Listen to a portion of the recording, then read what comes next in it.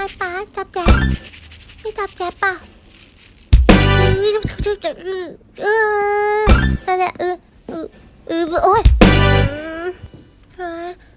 ป้ามันติดเฮ้ยได้แล้วได้จับแจ๊บแล้วแต่มันติดนะยังอีกช่วยเอาออกก่อนได้ไหมเนี่ยเอาออกเหอะเนี่ยไม่ใช่มือมาถึงพม่าเนี่ยเอาออกแล้วลำบากลูกไหมเนี่ยแล้วเมื่อกี้เห็นก็ไม่ช่วยด้วยนะ